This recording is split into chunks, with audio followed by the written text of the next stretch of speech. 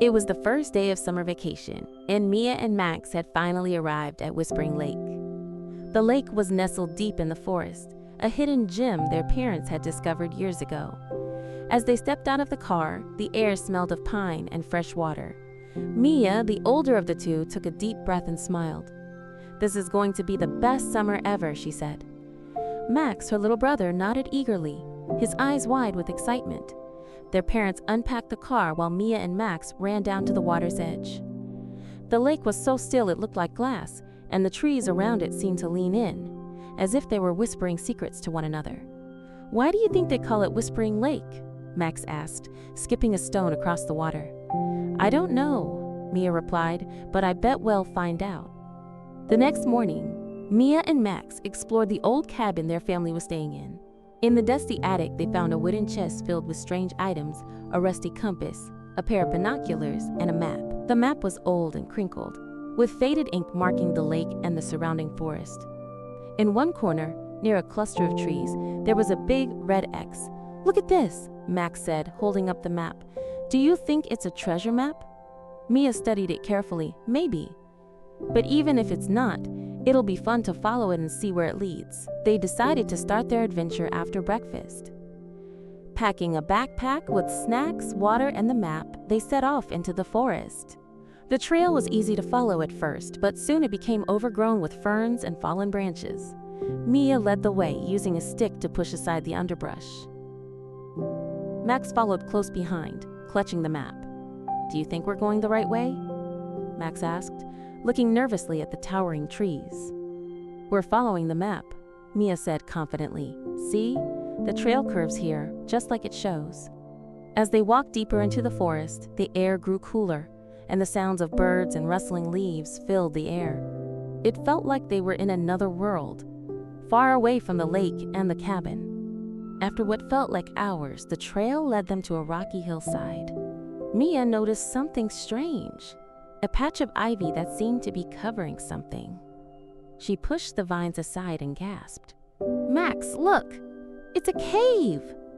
The cave was small and dark, but a faint light glimmered from inside. Max hesitated. "Do you think it's safe?"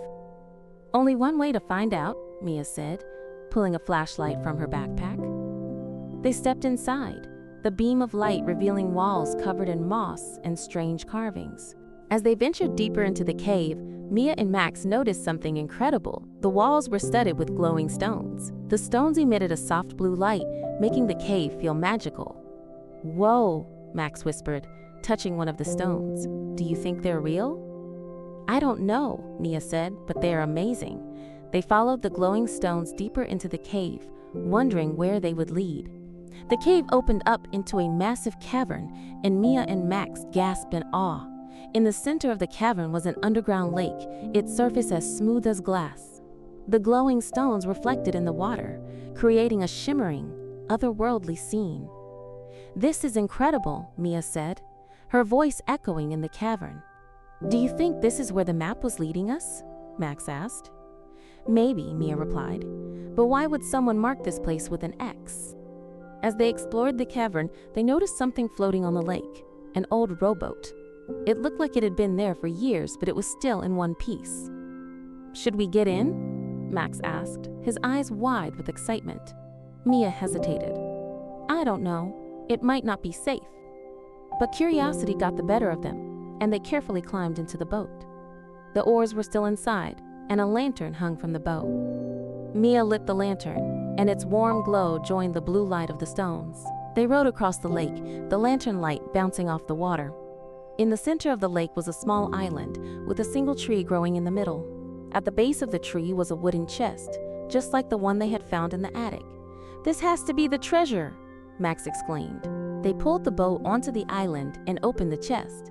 Inside, they found a collection of old coins, a journal, and a necklace with a pendant shaped like a leaf. Mia picked up the journal and flipped through the pages. It was filled with notes and sketches detailing the history of Whispering Lake and the cave. The last entry caught her eye. "To whoever finds this, the treasure is yours. But remember, the real treasure is the adventure and the memories you make along the way." Mia smiled. "I think this was left here for us. or for anyone who was brave enough to follow the map. They rode back to the cave entrance and made their way through the forest, following the trail back to the lake. By the time they reached the cabin, the sun was rising, casting a golden light over the water. Their parents were waiting for them, looking worried. "Where have you been?" their mom asked. Mia and Max grinned at each other. "We found the treasure," Mia said, holding up the necklace. But as they sat by the lake that evening, watching the sunset, they knew the real treasure had been the adventure itself.